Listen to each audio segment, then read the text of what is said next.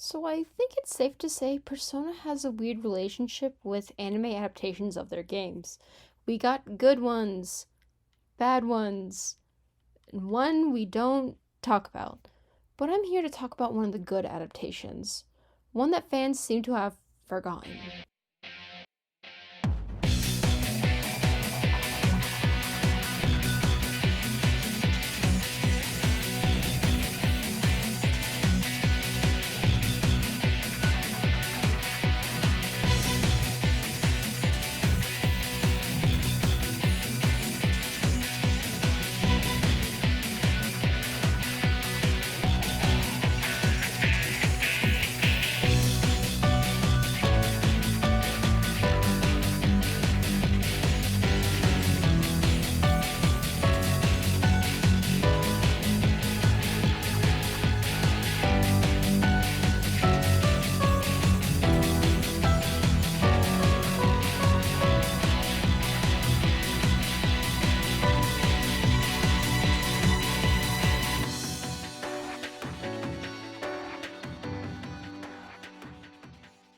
Our story begins on June 9th, 2012, with the limited theatrical release of Persona 4 the animation The Factor of Hope. Hey, isn't that like the last 3 episodes of the anime? Shut up! At the end credits, a short 30-second teaser trailer was shown of the Persona 3 protagonist putting an evoker to his head, dramatic music and everything. After pulling the trigger, cuts to black with an announcement saying a project relating to Persona 3 was greenlit. I could only imagine the fans' reaction in the theater that day. As Japanese fans began to speculate what this could be, it was then announced that Persona 3 was getting feature-length movies. The first film was animated by AIC. They animated the Persona 4 anime, and most of the staff that worked on it was working on this upcoming film. Aniplex later announced a fall 2013 release date and that the original voice acting cast from the PlayStation 2 game would be reprising their roles for the film. The project overall had people that made the original game return to contribute to the movie. Truly, these films were going to be a treat.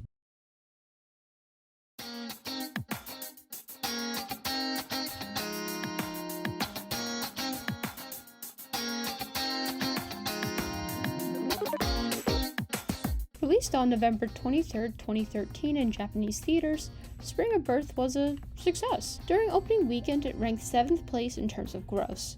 This may seem weird to bring up, but it was against a Studio Ghibli film that was released the same day. Spring Rebirth made a total of 201 million yen overall. The story takes place from the main character's arrival to Fuka joining C's. When compared to the other films, Spring Rebirth is arguably the most packed, and at times it felt a little rushed. Also, the protagonist is referred to as Makoto Yuki in these films, though I much prefer the name given to him in the Persona 3 manga. Minato Arisato just rolls off the tongue better. The animation is amazing, and it made me double take multiple times on when it was released, and this is true for the entire film series. I love Makoto's awakening scene in this movie. I think it's much better here than it is in the game's cutscene. The CGI was also surprisingly well done. The reception for the movie overall was good. Both new and old fans liked it and were excited for more.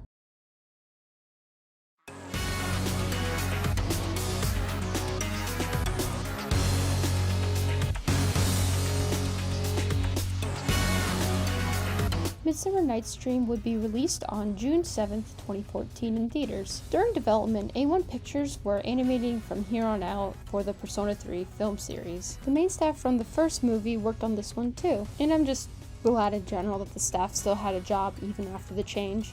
The anime industry is no joke.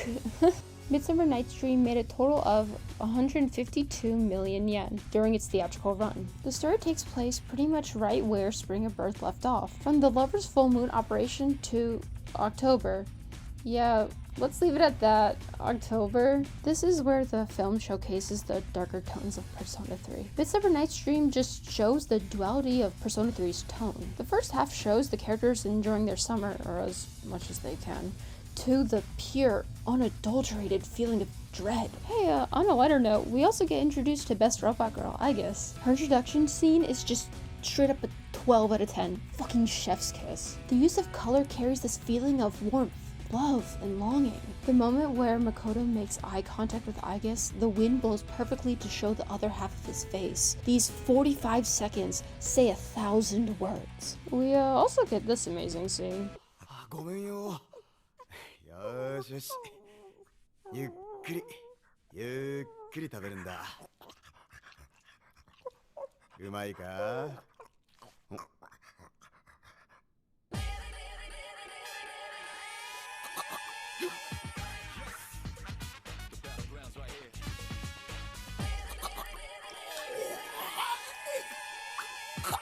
I didn't edit this clip at all. This is straight from the movie. I love the changes being made to Shinjiro and Ken's dynamic for the movie. I would argue it's a vast improvement from the events in the game. I kinda hope that the same dynamic is present in the upcoming P3 remake. The animation quality is pretty much the same as the first movie. Midsummer Night's Dream was praised by fans and critics for the story and was a major improvement from Spring of Birth. Even when introducing my friends to Persona 3 through these movies, this is the point where they get hooked and they want to see what's next. I'm gonna say it flat out. This is my favorite movie in the series, and it's probably one of my favorite sequel movies ever.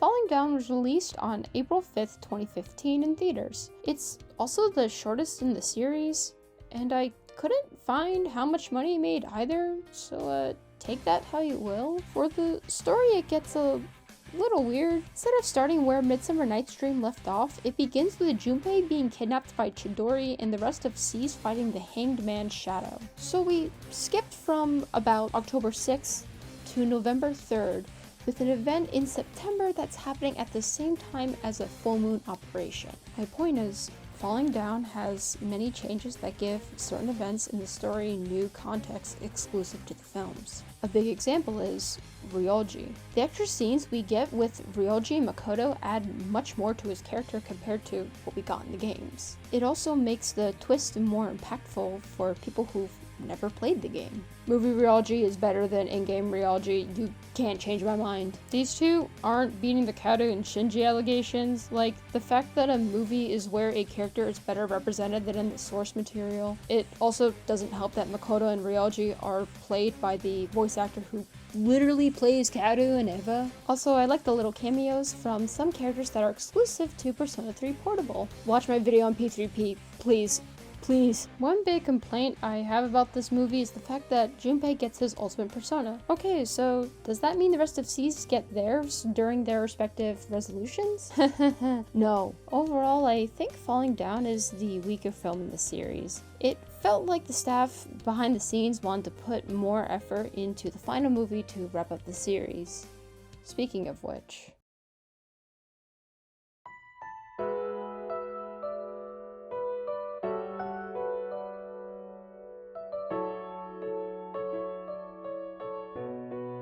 the final film in the Persona 3 movie series, Winter of Rebirth was released on January 23, 2016 in theaters. It made 47 million yen during its run. The story is the entire winter season in the game till graduation day. It's relatively slow paced for the most part. If I were to describe the tone of the first half of this film, it feels like the embodiment of seasonal depression.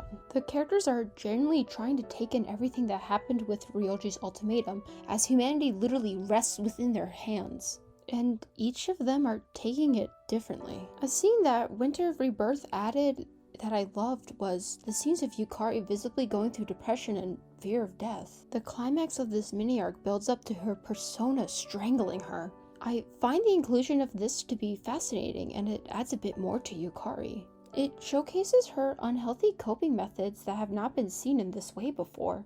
Not since her breakdown scene in The Answer. Also, Mitsuru's the one person who helps her during her depressive episode. I enjoyed the Makoto and Elizabeth's dates as shoehorned as I thought they were when I first watched these movies. Overall, these characters are trying to take in moments that could be their last moments of peace. Then, January 31st happens.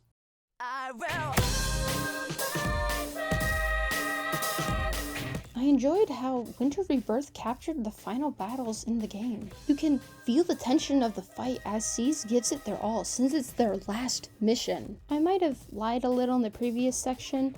The rest of the characters do get their ultimate personas during the low point of the fight. I cannot get over how beautifully executed the Messiah fusion scene was. I'm getting chills just recording the section. Oh my god. Winter Rebirth is a beautiful finale film that left me a crying mess just like when I first played Persona 3.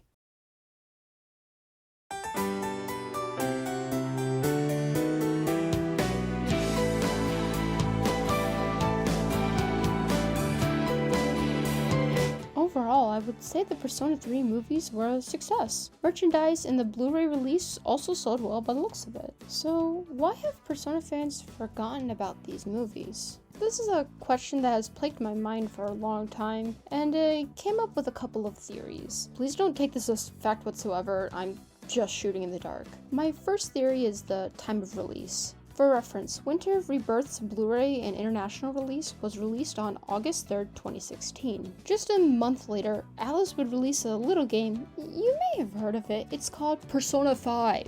I think it's pretty obvious what I'm getting at. Clearly, Alice had marketing Persona 5 on the brain at the time. Hell, the game has been in development hell for 5 years, and its release date kept getting pushed back again and again and again.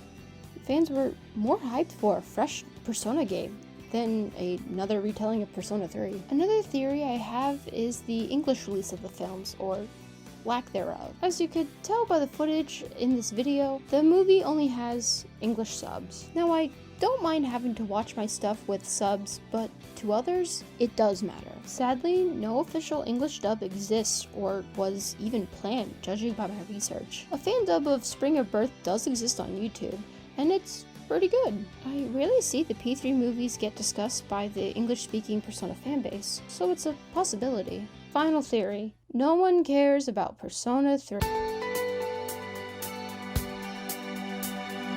The Persona 3 movies are great films, and they should be talked about more. Hell, it's also a rare example of movies that are based on a video game that's actually good. For the longest time, video game movies would come out and just suck, and then the good ones would get forgotten. These movies have become readily available in recent years on streaming services, and a recent re-release. Both are exclusive to Japan. Man, I wish I had like a VPN sponsor or something. Or sailing the 7 seas is an option. I may or may not have watched all these movies on YouTube, English subs and all, but you didn't hear it from me.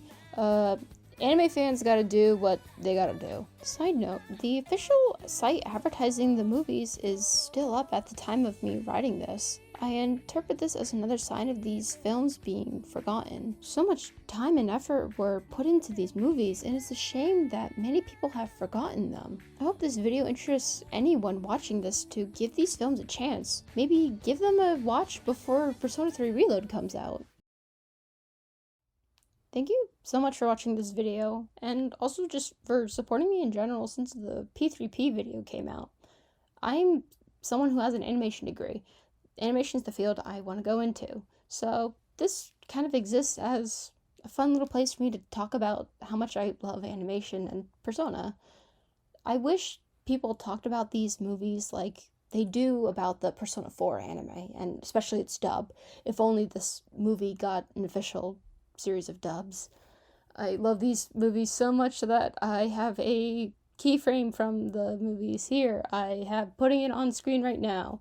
I love it so much. This is the keyframe that will start my animation cell collecting obsession, probably. I don't know if I have the money for it.